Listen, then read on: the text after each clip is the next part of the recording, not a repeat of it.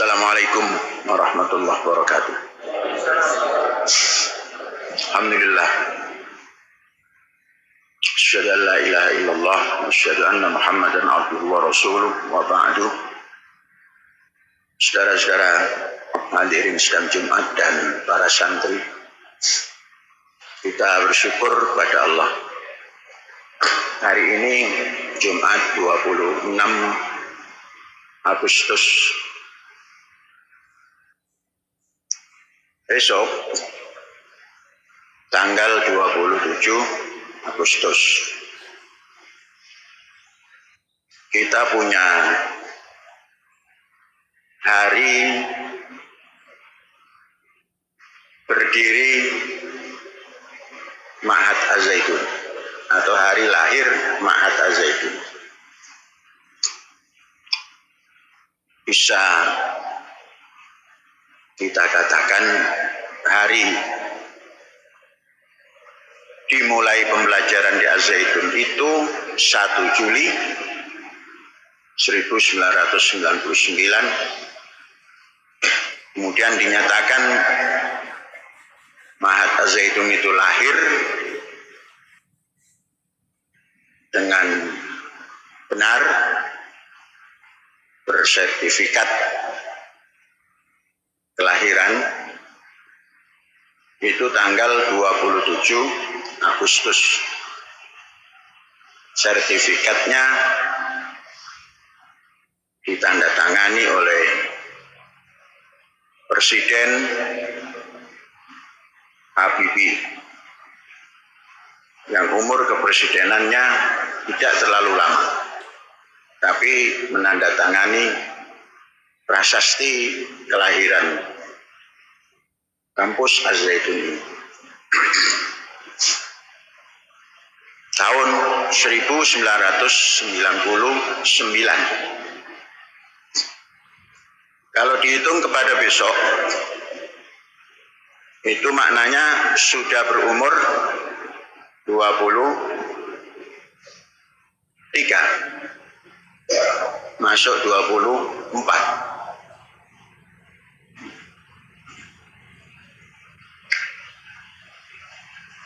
Kita tidak membiasakan memperingati ulang tahun itu dengan satu pertemuan-pertemuan atau seremoni. Mengapa? Karena itu hal biasa. Tapi dalam umur Az-Zaitun yang 23 tahun ini, kita mencoba mengadakan ulang tahun, tapi dengan sederhana, tidak diadakan dengan pertemuan semua, tidak, tapi kita adakan di satu tempat untuk menandai Az-Zaitun di umur 23, langkahnya masuk kepada langkah menciptakan samudra Mangun Kencana. Kita awali dengan pembuatan berbagai sarana untuk menciptakan samudra itu sebagai kencana. Samudra itu ya laut, kencana itu emas. Kalau dulu ketika kampus kita di depan masjid ini diresmikan oleh Pak Habibie, itu yang jadi titik langkah ketika itu adalah kegiatan yang berkaitan dengan penghijauan lingkungan,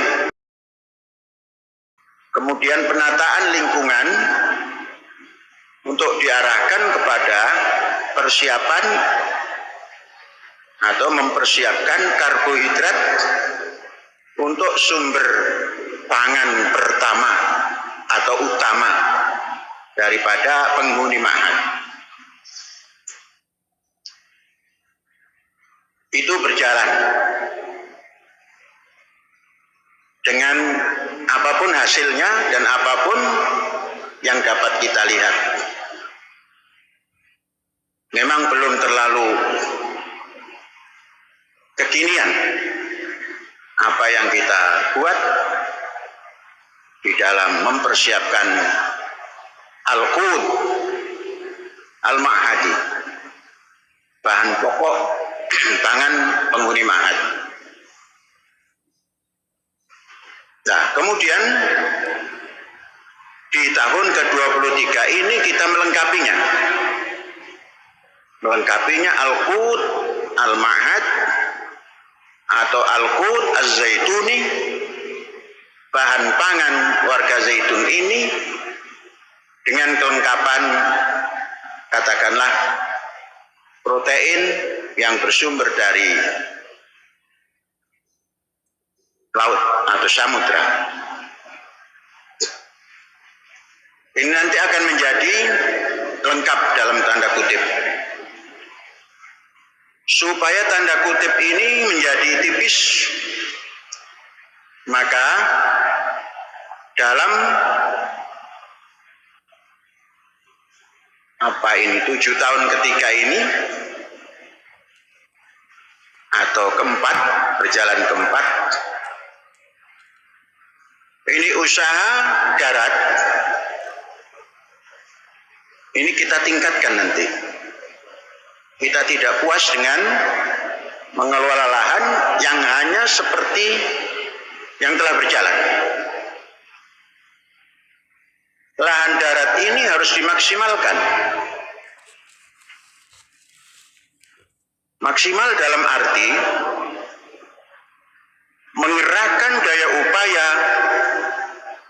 ilmu pengetahuan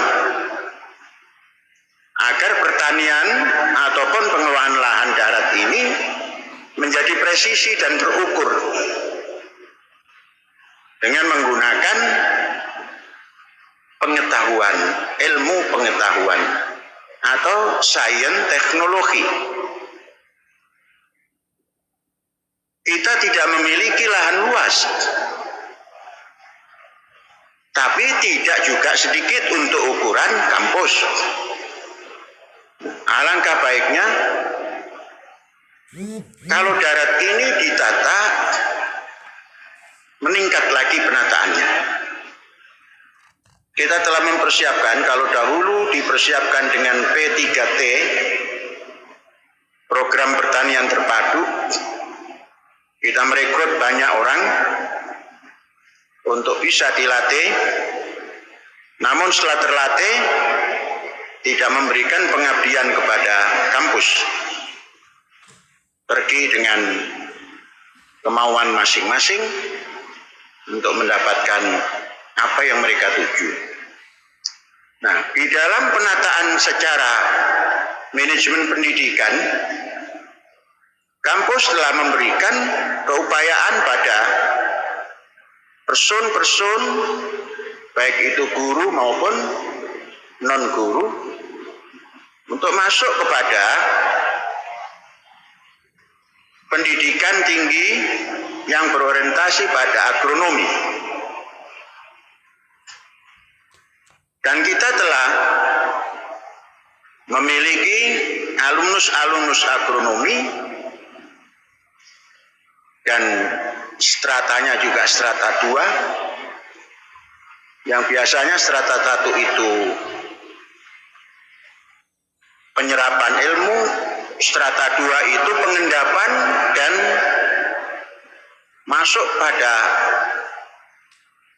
pembuatan hipotesa yang tinggi dan dikerjakan dengan presisi yang akhirnya nanti memiliki tepat pada apa yang dijadikan hipotesanya itu. Ini biasanya S2 itu seperti itu. Dan kita memiliki tenaga itu. Sudah banyak. Tinggal nanti kita terapkan bukan dalam bentuk teori, tapi tapi praktek. Praktek bagaimana agronomi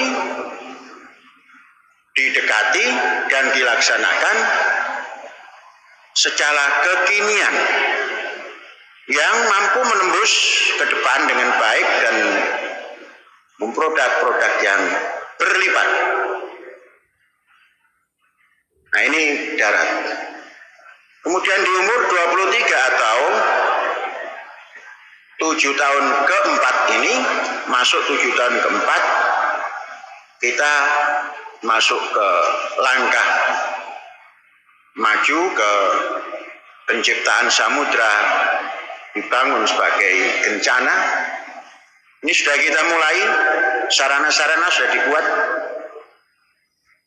Dan besok kita mengadakan selamatan terbatas memperingati hari lahir Az-Zaitun tanggal 27 Agustus. Tidak lagi di atas darat yang sarana darat, tapi kita mengadakan di atas sarana laut. Artinya duduk di atas perahu sambil menikmati santapan-santapan yang disediakan. Dan alhamdulillah sahabat kita mengundang Syekh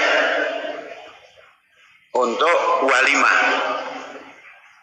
Dan setiap yang mengundang itu membawa tumpeng. Ini kebiasaan bagus ini. Nah, tumpeng itu mereka siapkan 3. Jadi kitchen datang ke Syekh, nanti 27 Agustus itu masak apa Syekh? Jangan masak. Ada sahabat kita yang mengundang Syekh membawa tumpeng 3. Konon ada satu lagi yang mengundang mau membawa tumpeng lagi, entah berapa itu. Jadi itulah nanti yang kita sajikan di atas kapal Surawiti. Kapal kita namakan Gunung Surawiti. Apa itu suro? Suro itu adalah ikan, witi adalah bisa dinamakan gandum, bisa dinamakan jawawut, bisa dinamakan padi. Artinya lengkap. Suro witi, ikan dan protein dan karbohidrat. Dan gunung itu dalam catatan dongeng sejarah, dongeng sejarah, tempat bertapanya para wali songo. Karena letaknya berdekatan dengan makam Sunan Derajat. Kalau kita naik sepeda, itu ada di sebelah kiri kanan, gunungnya kecil, tapi ada guanya. Maka kita pakai nama kapal Gunung Surawiti. Nah, di atas kapal Gunung Surawiti itu kita besok selamatan. Dan untuk mengangkat kapal yang kedua. Kapal yang kedua itu panjangnya itu menurut syarat sah Jumat pada ketika dulu. Jadi syarat sah Jumat itu harus ada 40. Nah, ini ada 40 panjang meternya. 40 meter. Saya ini meletakkan cerita-cerita lama. Walaupun saya sekarang tidak memegang syarat sah Jumat itu 40, sendiri juga boleh. Yang penting sholat Jumat lagi. Tapi filosofi lama ini harus digunakan. Tapi diletakkan pada letak yang lebih membawa manfaat. Jadi panjangnya 40 meter. Dan kita diberi kemudahan dengan membangun Surawiti, kita membangun yang kedua. Apa nama yang kedua ini nanti? Kalau gunung daripada Surawiti itu tempat para wali, wali telah menyebar. Nah, kita ambil sebaran yang paling barat di Pulau Jawa ini. Sultan Hasanuddin, Banten. itu membawa misinya adalah di gunung juga, yang namanya Gunung Pulau Sari. Artinya pulau, bisa dibaca pala, bisa baca pulau, sari. Artinya hasil daripada gerakan sosial keagamaan, diambil sarinya di atas Gunung Pulau Sari itu. Yang ikut kepada Sunan Banten itu, Sultan Banten itu, tinggallah di Serang Banten dan pesisir utara. Kemudian yang belum menerima tapi tidak menghalang-halangi ditempatkan di selatan. Di sana ada Rawayan. Maka tempat Gunung Pulau Sari ini kita abadikan dalam kapal kita. Surawiti kecil, tapi untuk bertapa. Pulau Sari besar, fisiknya besar untuk penyebaran. Mengapa? Karena Sultan Hasanuddin itu cucu daripada atau putra daripada Sunan Cirebon. Sunan Cirebon itu mantu daripada Raden Fatah. Jadi ini biar nyambung. Raden Fatah itu adalah wali ke-10. Walaupun tidak dikatakan wali, biasanya wali songo kan. Saya nambahkan Raden Fatah 10. Mudah-mudahan Sultan Jatim Mas ini yang ke-11. Artinya satu juga, 11 itu kan satu-satu, ambil ya satu lagi, kembali ke satu. Nah, saudara-saudara, ini namanya guyon filosofi.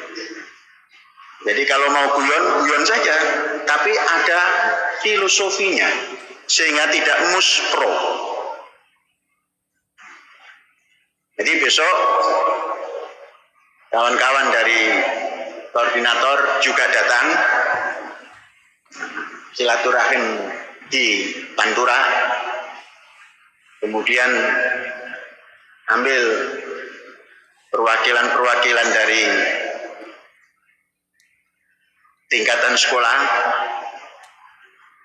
undang. Ini tumpengnya 3, mungkin 4. Kita tanya kepada sang pembuat tumpeng, itu satu tumpeng cukup 20. Kalau makannya banyak. Kalau makannya sedikit, ya cukup kali 2 gitu. Jadi dibatasi, yang datang nanti jangan banyak-banyak, yang penting tumpeng habis. Sekolah, kemudian organisasi pelajar, jangan banyak-banyak, wakil 3 saja. Dari kelas boleh mewakili 1. Jangan banyak-banyak karena organisasinya 3, kelasnya 1. Kelas 1 alia, kelas 2 alia, kelas 3 alia gitu. Dan sebagainya. Saudara-saudara, untuk penjelasan kapal Pulau Sari yang 40 meter, ini ternyata dengan pengalaman pertama ini lebih cepat. Untuk pertama, saya masuk ke galangan itu, pukul 2 sudah duduk di situ, pukul 6 baru pulang. Itu dalam 10 hari ini. Jadi dalam 10 hari, belum 10 hari, 1 pekan, masuk 7 hari ini, itu jumlah gawang gading yang jumlahnya 40 unit, itu sudah hampir selesai. Besok itu insya Allah selesai 50. Jadi sangat cepat. Dicetak baru dipasang. Kemudian tidak diangkat oleh otot, tapi diangkat oleh otot dawat balung besi. Jadi cepat. Ini ceritanya. Mudah-mudahan semuanya nanti berjalan cepat. Kita punya ingin Desember itu kapal 1 dan kapal 2 Surawiti dan Pulau Sari itu sudah turun ke laut. Untuk menghiasi Surawiti hari Sabtu, kita mulai memasang daripada fiber. Resin sudah datang semua, fibernya juga sudah datang. Nanti ada tim dari Jakarta, namanya Pak Wisnu, ahli di bidangnya, yang akan memberikan training. Kawan-kawan kita alumni yang 12 juga harus datang itu. Jadi trainingnya 2 hari, 1 hari informasi, 1 hari nanti langsung praktek, dan kita harus sudah bisa membuatnya sendiri.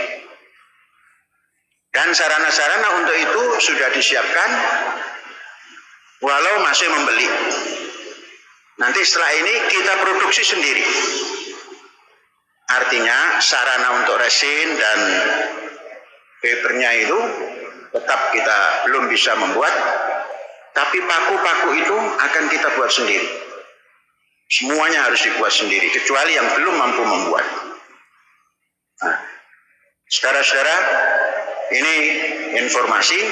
Jadi kalau ulang tahun, jangan joget-joget atau dangdutan. Semua nggak pakai ulang tahun juga bisa. Kalau ulang tahun itu tancapkan sesuatu untuk besok menjadi apa. Mestinya Indonesia itu juga begitu. 17 tahun atau 17 Agustus setelah selesai, besok apa? 17 Agustus yang akan datang. Dulu Pak Harto, tadi sebelum ke masjid ini, saya ingat Pak Harto. Pak Harto lah presiden yang pertama kali membincangkan perdamaian Palestina dengan tokoh Perdana Menteri Israel, Yitzhak Rabin kalau tidak salah. Betul? Yitzhak Rabin. Pada tahun 1995. Akhir ya, Oktober. Maret apa? 93. Maret atau Maret. Berbincang. Bagaimana? Sampailah Palestina disiapkan tempat untuk duta besar Palestina. Pak Harto berbicara dengan Yitzhak Rabin secara diam-diam. Yitzhak Rabin datang ke Indonesia. Kebiasaan di Israel atau di Timur Tengah, kalau tidak setuju dengan sikap-sikap perdamaian itu, ada pembunuhan. Yitzhak Rabin dibunuh karena habis berbincang dengan Pak Harto untuk perdamaian. Ini yang tidak diteruskan setelah Pak Harto. Jadi Pak Harto punya jasa besar untuk perundingan dengan Israel. Malah Yitzhak Rabin yang datang ke Indonesia. Bayangkan. Bayangkan. Hebat Pak Harto. Jangkauannya panjang. Dulu ada perdamaian Timur Tengah yang jadi korban Anwar Sadat, ditembak oleh ekstremis Muslim dalam tentara. Yitzhak Rabin setelah berunding dan Pak Harto ditembak oleh ekstremis Yahudi. Yang seperti ini tidak pernah diekspos di masyarakat Indonesia. Jadi seakan-akan Indonesia ini anti Israel terus-menerus. Pak Harto sudah memulai. Maka presiden-presiden Indonesia yang lain harus terus. Biar dunia ini aman. Hadza wallahu yar'ana wa yahfazuna walhamdulillahirabbil alamin. Merdeka.